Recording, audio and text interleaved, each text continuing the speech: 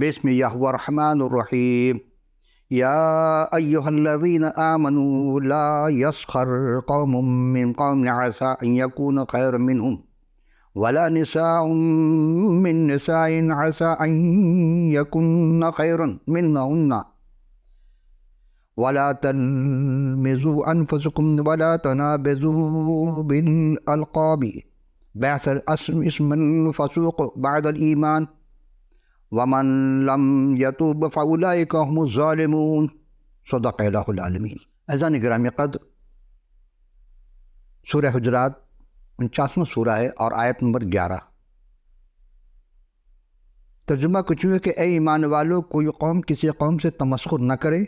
ہو سکتا ہے کہ وہ لوگ ان سے بہتر ہوں، اور نہ ہی عورتیں عورتوں کا مذاق اڑائیں۔ ممکن ہے کہ یہ ان سے بہتر ہوں، اور آپس میں ایک دوسرے پر عیب نہ لگاؤ یا نہ لگایا کرو، اور ایک دوسرے کے برے القاب سے یاد نہ کرو۔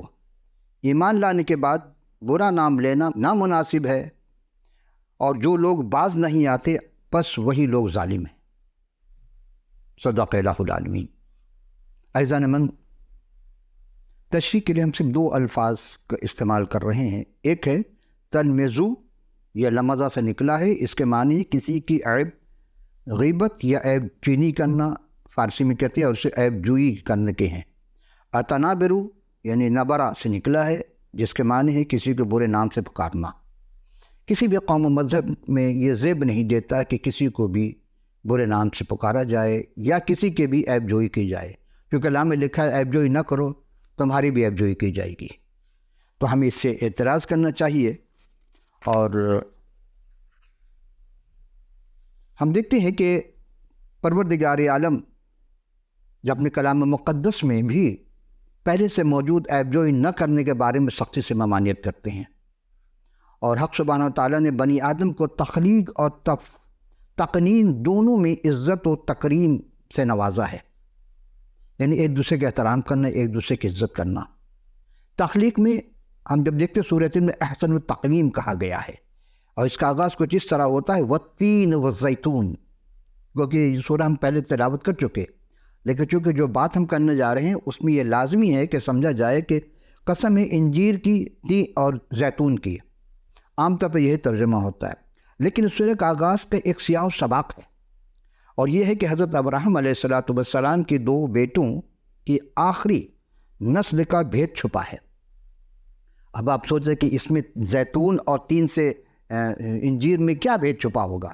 اصل میں زیتون نہیں، یہ تین ہے، تین اور زیتون، لیکن چونکہ عربی زبان میں قافیہ پیمائی کو سے والتین والزیتون ہے۔ اچھی بات ہے۔ پہلی آیت میں حضرت ابراہیم السلام کے وعدے کا فرزند کہ نسل کا آخری نبی حضرت مسیح سلام علیہ کا ذکر ہے، چونکہ وہ تین میں رہتے تھے، وہ پہاڑی دامن علاقہ تھا، اور وہ جب بھی دعا کی جاتے تو وہ زیتون کے پہاڑ پہ کوہ زیتون کہا جاتا تھا اس کو۔ یہ اس کی طرف اشارہ ہے، یہ نہیں کہ قسم کھا خدا زیتون کی اور انجیر کی، پھل کا قسم کھانے کی کیا ضرورت ہے اس کو؟ وہ بنی نوع انسان کو، قیامت تک آنے والے لوگوں کو یہ ابراہیم اسلام کے 2 فرزند کے حالات زندگی کے بارے میں بتانا چاہتا ہے، کہ جو یہ 2 لفظ میں مخفی ہے، وہ بھید ہے۔ جو تین کا علاقہ وہ کوہ کے دامن کا تھا، اور کوہ دامن میں قدیم کتب سماوی میں کوہ زیتون تھا اس کا نام۔ آج بھی جہاں حضرت مسیح سلام دعا کے لیے جاتے، اور وہ طور سینین، اور طور سین یعنی سینہ جو کہا جاتا ہے اس کو، وہذا البلد الامین، اور شہر مکہ کی جو امن والا ہے۔ ٹھیک ہے، چونکہ ایک علاقہ حضرت ابراہیم اسلام کے وہ بیٹا حضرت اسحاق علیہ السلام کی نسل کے آخری نبی جو آئے وہ حضرت مسیح سلام علیہ ہے، ان کا ذکر ہو رہا ہے کہ ان دونوں کو دیکھنا ہے۔ اور دوسرا بلد الامین کے بارے میں کہا جا رہا ہے کہ تم اس شہر میں جہاں اسماعیل کے خاندان کا آخری نبی وہ حضرت پیغمبر اسلام ہے۔ لقد خلقنا الانسان فی احسن تقویم، بے شک ہم نے انسان کو بڑے عمدہ انداز میں پیدا کیا۔ اور اسی بات کو مزید اللہ الذی جعل لکم الارض قرارا والسماء بناء وصورکم فی احسن صورکم ورزقکم من الطیبات ذالکم اللہ ربکم فتبارک اللہ رب العالمین۔ اللہ ہی ہے جس نے تمہارے لیے زمین کو آرام گاہ بنایا، اور آسمان کو چھت، اور تمہاری صورتیں بنائی، اور پاکیزہ چیزیں تمہیں رزق دیا، وہی خدا پالنے والا ہے، بس سارے جہان کا پالنے والا خدا بابرکت ہے۔ یہ سورہ مومن کی آیت تھی۔ آیت نمبر 64، یعنی انسان کو اپنی ہی بہترین شکل اور صورت میں بنایا، اور قنین میں احترام آدمیت اور حتی کی عزت کے بارے میں خدائی تعلیمات میں ایک مفصل اور جامع قانون ہے، جس کے تحت ہر عمل اور بات جس کسی مسلمان کو یا کوئی بھی مومن ہو یا کوئی بھی انسان کائنات میں اس کا وقار مجروح ہوتا ہے تو وہ حرام اور جرم کا قرار پاتا ہے، کسی دنیا کی کسی کونے میں بھی ہو۔ اس سلسلے میں کتاب مقدس میں مذکور قوانین میں ایک جامع قوانین ہے، قانون حتک عزت، اور یہی چیز مرتب ہوتا ہے کہ سارے دنیا میں قانون حتک عزت ہے۔ بہت مختلف ہے، کیونکہ الہی قانون حتک عزت میں یہ نہیں دیکھا جاتا ہے کہ جس بات میں مومن کا وقار مجروح کیا وہ بات واقعیتاً پر مبنی ہے یا نہیں، لیکن اگر واقعیت میں پھر بھی حتک عزت ہے تو جسے غیبت کہا جاتا اور واقعیت پر مبنی ہے یعنی حتک عزت، جسے بہتان کہتے ہیں۔ لہٰذا ایک انسان یا ایک دوسرے کی عیبجوئی، دل آزاری، بدگمانی، الزام تراشی سے ایک تو انسان کا عزت نفس مجروح ہوتی ہے تو خدا تعالیٰ کے نزدیک جرم ہے۔ ثانیاً یہ کہ اس سے دلوں میں قدورتیں اور کینہ وجود میں آتے ہیں، جس سے فطرے پر رونما ہوتے ہیں اور جرم سے کئی اور جرائم جنم لیتے ہیں اور معاشرہ گناہ آلود ہو جاتا ہے۔ یہ ہے خدا کہ کسی کو مذاق اڑانا نہایت غیر مہذب ہے، غیر اخلاقی کام ہے، اور مذاق اڑانے والا انسان قدروں کا مالک نہیں ہوتا۔ جھوٹ بولنا، یہ تمام برائی ہیں جن میں یہ بھی ہے وہ تکبر اور خود بینی کا شکار ہوتا ہے، کیونکہ خود کو اعلیٰ سمجھتا ہے، جیسے ابلیس نے اپنے کو اعلیٰ سمجھا تو وہ تکبر کا شکار ہوا، لہٰذا راندہ درگاہ ہو گیا۔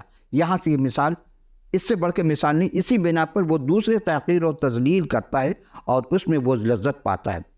ایسا یکون خیر منکم، یعنی ممکن ہے اس مذاق اڑانے والے میں سے لوگ جن کا مذاق اڑایا جا رہا ہے، الہی قدروں میں اس کا مذاق اڑانے کی قدر مختلف ہو سکتی ہے، جس کا مذاق خدا کی نگاہ میں وہ افضل ہو، جسے ہم حقیر سمجھ رہے ہیں۔ اسی چیز کو منع کیا جاتا ہے کہ کون سے گزری میں کیا لال چھپا ہے کسی کو نہیں معلوم۔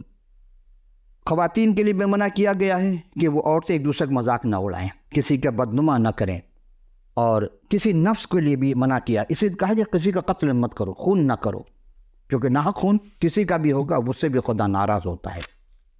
کیوں؟ اس لیے کہ ایمان لانے کے بعد برے نام سے یاد کرنا بہت برا قدم ہے، یعنی ایمان کے دائرہ میں آنے کے بعد ایک تو مومن کو خود مقام بلند ہو جاتا ہے، اب اس کو نہیں چاہیے کہ ہاں وہ اپنے اخلاق سے نیچے گر جائے، انسانیت کے درجے سے نیچے پست آ جائے، نہیں، یہ زیب نہیں دیتا۔ ثانیاً یہ کہ برادر مومن کی عزت و وقار سے مربوط حقوق دیگر مومنین کے ذمہ عائد ہوتی ہے، لہذا ایمان کے بعد سابقہ مذہب میں کے نام سے پکارنا بھی مومن کے تذلیل ہے۔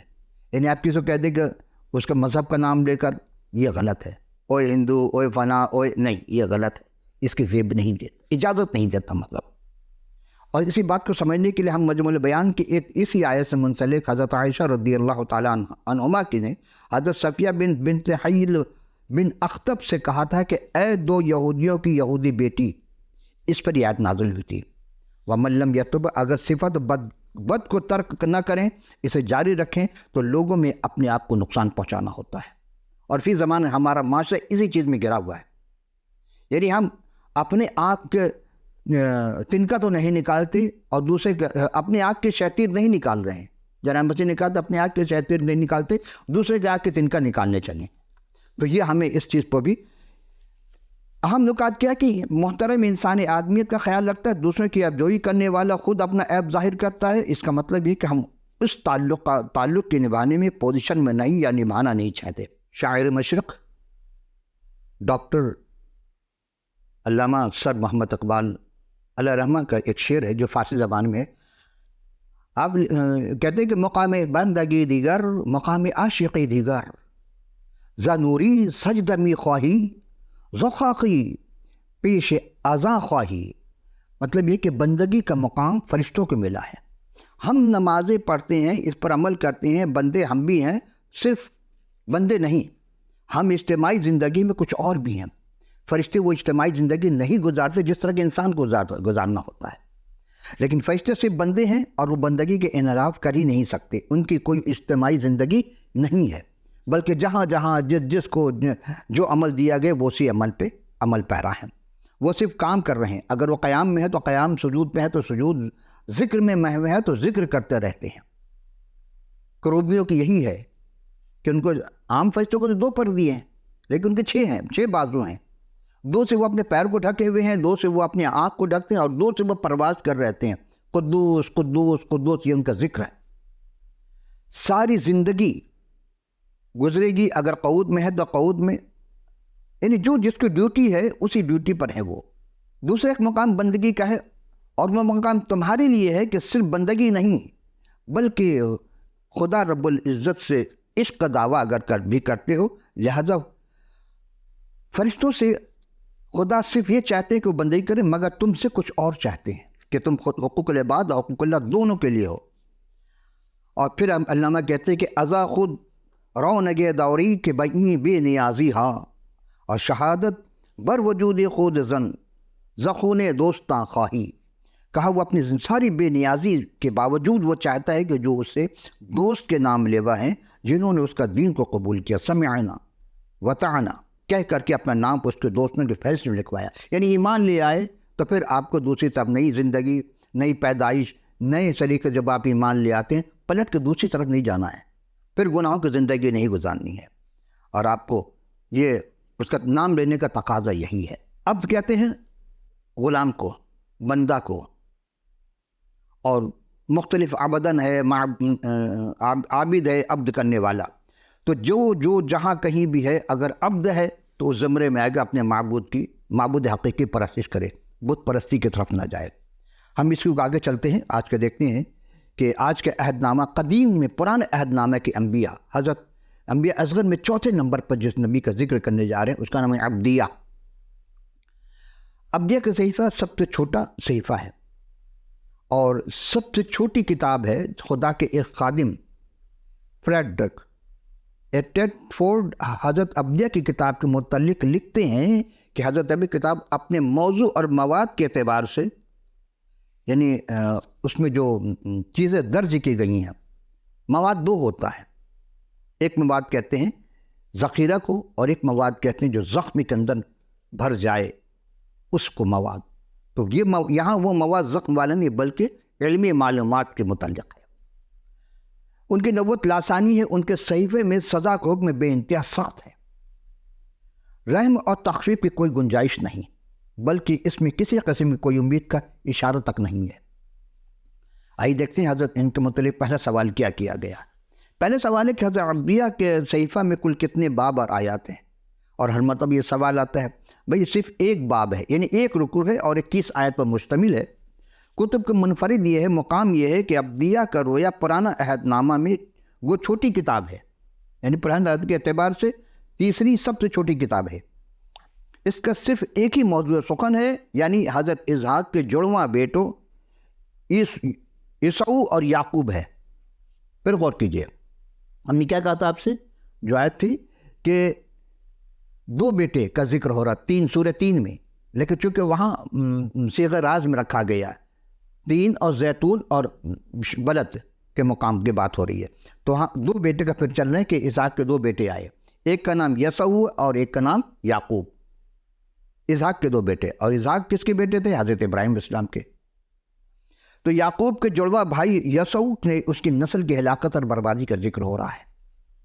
چونکہ دونوں اب تو ہیں لیکن ان کے قوم کو ادوم کہا گیا ہے. سوال یہ ہے، دوسرا سوال ہے کہ قوم ادوم کس کی نسل تھی، اور عبدیہ نے قوم ادوم کے جرم اور غرور کے متعلق خدا تعالیٰ کے کیا فرمان کیا. حضرت ابراہیم علیہ السلام 100 برس کے، یہ ہم پیش کر چکے تھے، اور حضرت سارہ 86 برس کے تھیں، ضعیفہ تھیں. تو اس وقت خدا نے وعدے کا فضل حضرت اسحاق ان کو عطا کیا. اسحاق جب پیدا ہوئے تو 40 برس کی عمر میں ان کی شادی ربقہ سے ہوئی، جو فیدان ایران کے باشندہ بیتوئیل ایرامی کی بیٹی اور لابن کی بہن تھی. یہ ہم یعقوب علیہ السلام کی زندگی میں پیش کر چکے. یہاں سے یہ بتانا چاہتے ہیں کہ جب یعقوب کے بھائی، جڑواں بھائی، یعنی کہ جب اسحاق اور نے دعا کی تھی اپنی بیوی ربقہ کے لیے، اور 60 سال کی عمر سے جب یہ دونوں بچے پیدا ہوئے، تو وہ باج تھی. خدا نے ذوالجلال نے اپنے فضل سے حضرت ربقہ کو جب حاملہ ہوئی تو پیٹ میں 2 لڑکے آپس میں مزاحمت کرنے لگے. تب وہ خداوند کی بارگاہ میں پوچھنے کے لیے گئے کہ وہ جیتی کیوں ہے. حالانکہ خوشی ہونی چاہیے کہ بانجھ پن ختم ہو رہا ہے, تو وہ کہ اتنی دو عجب ہیں. تب خدا تعالیٰ نے جواب میں فرمایا کہ 2 قومیں تیرے پیٹ میں ہیں اور وہ 2 قبیلے تیرے بطن سے نکلتی الگ الگ ہو جائیں گے.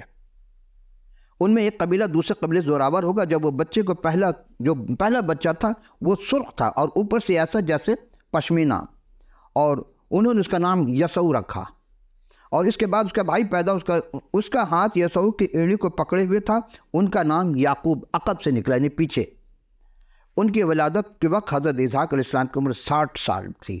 حضرت یعقوب اپنے والد کے ساتھ رہتے تھے, اور جو یسوع تھے انہوں نے شکاری کا پیشہ اختیار کیا. یہ جنگل میں زیادہ رہتے تھے, اور ایک دن شکار نہیں ملا. بڑی مایوسی سے گھر میں واپس آئے, بھوک سے برا حال تھا ان کا. تو دیکھا کہ ان کے چھوٹے بھائی یعقوب جو ہیں وہ پکا رہے تھے. وہ یہ لال رنگ کی کیا چیز ہے؟ اصل میں مسور کی دال تھی. یسوع نے یعقوب سے کہا کہ یہ جو لال لال مجھے کھلا دے, کیونکہ میں بے دم ہو رہا, اس لیے اس کا نام ادوم ہو گیا. اب سمجھ میں آ گئی. اب ہم جب قوم ادوم کہیں گے تو آپ سمجھ جائے گا کہ یعقوب علیہ السلام کے نام سے منسوب یہ ان کے قوم ہے. یسوع دال کے عوض اپنا پہلوٹا حق اپنے چھوٹے بھائی یعقوب کے ہاتھ بیچ دیتا ہے. اور یہ چیز ہم آپ کو پیدائش 26 باب میں 34 سے 35 آیت کے مطابق کہ جب 40 برس کا ہوا تو اس نے بیر حتہ کی بیٹی یہودت اور ایلون کی بیٹی بشات سے بیاہ کیا. حضرت اسحاق ربکہ کے وہاں وبال جان ہو گئے, چونکہ وہ بے دین تھے, اور نبی کبھی نہیں چاہے گا کہ اس کی اولاد بے دینوں میں جائے. آپ بھی نہیں چاہیں گے. کیا کوئی بد کردار کے, بے دینوں کے, جو خدا کو چھوڑ کر کسی اور کی پرستش کرے, اس کے بیٹی نہیں لے سکتے, نہ بیٹی دے سکتے ہیں. تو ان کے والدین رنجیدہ ہوئے, لیکن انہوں نے اپنے دوسرے بیٹے یعقوب کو اسحاق اور ربکہ نے ان کے ماموں کے پاس بھیج دیا کہ تم وہاں سے جا کے شادی کرو. اسحاق کی شادی ہو جاتی ہے, میسوپوٹامیہ کا علاقہ ہوتا ہے. وہ جب وہاں شادی تو پھر یسوع کو پتہ چلتا ہے کہ میرے باپ نے کنانی لڑکیوں سے کیوں منع کیا تھا, کہ بری لگتی تھی. تو یسوع اسماعیل کے پاس گیا. اسماعیل کون؟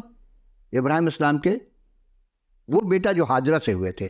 اور اسحاق کون؟ جو سارہ سے ہوئے تھے. اب یہ 2 بات جو خاندان کہا تھا نا کہ 2 خاندان ہیں, یہ چل رہے ہیں. تو اسماعیل نے مہلت کو جو اسماعیل کے پاس گئی یسوع, اور اسماعیل کی جو بیٹی تھی حضرت اسماعیل کی, اور نبایوت کی بہن سے تھی, بیاہ کر کے اپنی بیوی بنا لیا اور اپنے شامل کیا. اور 36 بار میں پیدائش کے 36 بار کی 1 سے 5 آیت میں عجب ہے کہ ادوم کا نسب نامہ یسوع کے نانی لڑکیوں سے ہوتا ہوا الفر پیدا ہوا. یسوع سے عدہ سے الفر, اور بشاست راؤل, اور اہلم سے یعوز, اور ایلام اور قورہ پیدا ہوا. اور یسوع کے بیٹے جو ملک کنعان میں پیدا ہوئے. اور یسوع اپنی بیوی اور بیٹوں اور اپنے گھر کے سب نوکر چاکر کو چوپایوں کو لے کر کے اور تمام جتنے بھی جانور تھے مال و اسباب ملک کنعان میں جمع ہوئے تھے. یہ لے کر یعقوب سے الگ ہو گیا تھا. خلاصہ یہ ہے عزیزوں کہ یسوع کی اولاد کا ذکر 36 باب میں تفصیل سے ہے, آپ وہاں تلاوت کر کے دیکھ سکتے ہیں. وہ ادوم بحر مردار کے خلیج عقبہ میں درمیانی علاقہ تھا جو جنوب مشرق میں سطح مرتفع سے تقریباً 100 میل لمبا اور 40 میل چوڑا. یہ اس نے اپنے لیے منتخب کیا, وہیں سکونت کی. یہ نسب نامہ اس کے وعدے کی تکمیل ہے. اور یسوع اور یعقوب مادہ شکم میں جب تھے تو اس وقت پھر وہی بات کہ دونوں میں آپس میں ایک دوسرے سے جدا ہوں گے. جدا تو ہو جاتے سبھی, لیکن یسوع اپنے بھائی سے الگ ہو کے ملک کنعان میں جب گیا, اور یہاں اس کے پاس بھی خدا نے یعقوب کو برکت دی. وہاں سے چلا تو بہت کچھ کے پاس تھا. آثار قدیمہ کی کھدائی سے ظاہر ہوتا ہے کہ ادوم کی سلطنت 13ویں صدی قبل مسیح میں قائم ہوئی, اور 4 صدیوں کے دوران الگ الگ رؤسا حکومت کے بادشاہ حت میں تبدیل ہو گئی. اور اسرائیل کے بادشاہ کے قیام سے پہلے ادومیہ کے 8 بادشاہ حکومت کر چکے تھے. یہ پیدائش 36 باب کی 1 سے 39 آیت پہ آپ دیکھ سکتے ہیں. حضرت موسیٰ کلیم خدا کے زمانے ادوم پر ایک بادشاہ حکمران تھا جس نے بنی اسرائیل کو اپنے ملک سے گزرنے کی اجازت نہیں دیتا تھا. ساؤل بادشاہ نے ادومیہ سے لڑا, لیکن حضرت داؤد بادشاہ نے انہیں مطیع کر لیا. اور حضرت داؤد بادشاہ سے لے کر کے سردار یوآب نے اسرائیل کی فوج کو 6 ماہ تک ادوم میں رکھا تاکہ ہر مرد کو قتل کیا جائے. یہ پہلا سلاطین کے 11ویں باب کی 15-16 آیت میں آپ وہاں مطالعہ کر کے دیکھ سکتے ہیں. حضرت داؤد کے بیٹے سلمان بادشاہ نے ادوم کے سیر اسیون جابر اور یوت کو جو خلیج عقبہ پر واقع بندرگاہیں بنائی ہے. جہاں سے جہاد اور پھر جانا سونا لاتے تھے وہاں سے۔ آثاریات کے ماہرین نے کھدائی کے دوران معلوم کیا کہ یہ سون جابر شاہ سلیمان بادشاہ نے ایک بڑے منظم منصوبے کے تحت تعمیر کروایا تھا۔ یہ اس جگہ بنوایا جہاں شمالی ہوا تیز ترین چلتی، اس وجہ سے تب معلوم ہوا کچھ عمارات ایسی پائی گئیں جن کے کمرے اس طریقے سے بنائے گئے ہوا ان میں سے پوری تیزی سے گزرے، اور یہ عمارتیں وہ بھٹیاں تھیں جن میں لوہا اور پیتل پگھلا کر صاف کیا جاتا تھا تاکہ ان سے مختلف اشیاء بنائے۔ خام دھات عقبہ کے کانوں سے نکالی جاتی تھی اور صاف کرنے کے بعد یردن کے میدانی علاقہ زرتان اور سکات بھیجی جاتی تھی، جہاں سے چکنی مٹی بھی میں مختلف اشیاء ڈالی جاتی تھی۔ عزیزان گرامی، تقریباً 847 قبل مسیح میں ادوم نے شاہی یوران کے خلاف بغاوت کی اور یوں یہودا کے قبضے سے آزاد ہو گیا۔ 50 سال بعد یہودا کے بادشاہ امسیہ نے ادومیوں کو بری طرح شکست دی۔ تقریباً 735 قبل مسیح سے شاہ ارام رضین نے ایلات کو فتح کر کے اسے ارام میں شامل کر لیا۔ عزیزان گرامی قدر، آپ میں حیرت ہوں گے کہ اس میں ابدیہ کا کیا تذکرہ ہو رہا ہے۔ ابدیہ نے انہی کے بارے میں سب کچھ لکھا ہے۔ جب 865 قبل مسیح میں شاہ بابل نے یروشلم کو تباہ کیا اور یہودا کے باشندوں کو اسیر کر کے لے گیا تو ادوم خوش ہو کر کے فلسطین کے جنوبی علاقے پر قبضہ کرنے لگے، حتیٰ کہ شمال میں حبرون تک پہنچ گئے۔ اس واقعے سے ادومی اور یہودیوں کی دشمنی جو پہلے ہی سے سلگ رہی تھی بڑک اٹھی۔ کیوں؟ اس واقعے کو دیکھنے کے لیے آپ زبور کے 37 باب کی 137 کے 7، حزقیل علیہ السلام کے 25 باب کی 12 سے 14 اور عاموس نبی کا صحیفہ پہلے باب کی 11ویں آیت اور ابدیہ کے 10 کی 14 میں یہ چیز مل جائے گی۔ عزیزان گرامی، ادوم بابل کے ماتحت بھی رہے اور فارسیوں کے عہد حکومت میں ادوم فارس کے سلطنت میں شامل ہوا، یعنی ایک صوبہ بن گیا تھا۔ کہنا یہ ہے کہ اسے ادومیہ کا نام دیا گیا، اور 325 قبل مسیح میں ایک عربی قبیلے نے جسے نباتی کہا جاتا ادوم کے مشرق علاقے کو فتح کر لیا۔ ہر کانس نے مکابیوں کے زمانے میں ادومیوں کو تسخیر کر کے یہودی مذہب قبول کرنے پر مجبور کیا۔ جب رومیوں نے فلسطین کو اپنے قبضے میں لے لیا تو ادوم بھی اپنی سلطنت میں شامل کر لیا۔ ہیرودیس بادشاہ کے والد انتپتر ادوم کا باشندہ تھا۔ 70 عیسوی میں یروشلم کی تباہی کے بعد ادوم کا نام نشان تاریخ سے مٹ گیا۔ ادوم کا ذکر انبیاء کے صحیفوں میں اکثر آتا ہے اور یہ مستقبل کی علامت کی تصویر ہے۔ عزیزان گرامی، آج کا تیسرا سوال، ممکن ہے کہ ہم دامن وقت میں گنجائش کے باعث پوری چیز نہ پیش کر سکیں، تو اگلا ہم اگلی نشست میں پیش کریں گے۔ تو آج کا جب تیسرا سوال ہے کہ ابدیہ نے قوم ادوم کے برباد کے زوال کے متعلق کیا اسباب بیان کیے۔ اب یہاں سے تیسرا سوال، اصل میں سوالات ایسے ہوتے ہیں کہ کئی چیزیں شامل ہوتی ہیں۔ تفصیل کتاب کے مصنف میک ڈونلڈ صحیفہ 53 تا 54 میں اس 4 اسباب کو ظاہر کرتے ہیں۔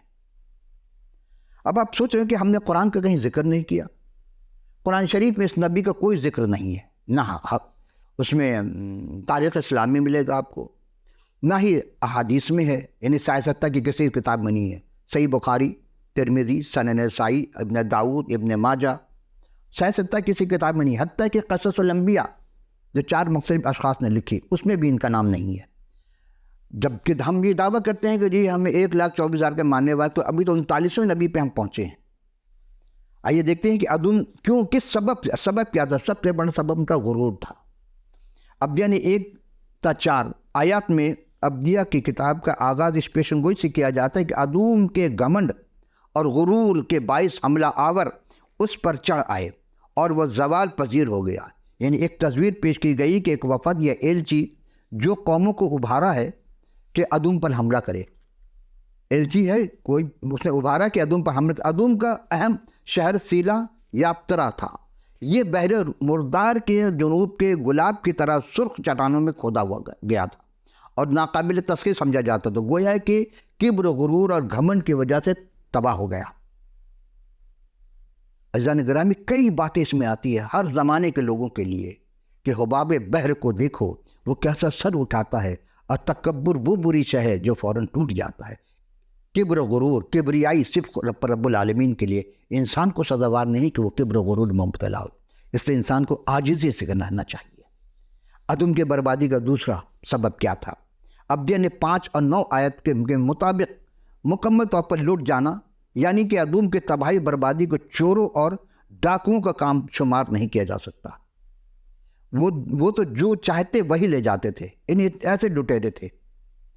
لٹیرے بھی تنکا نہ لوٹتے بلکہ کچھ دانے باقی چھوڑ دیتے ہیں، لیکن ادوم اس بری طرح سے لوٹا گیا کہ یسوع کے پوشیدہ خزانوں کی بھی تلاش کر لیا گیا۔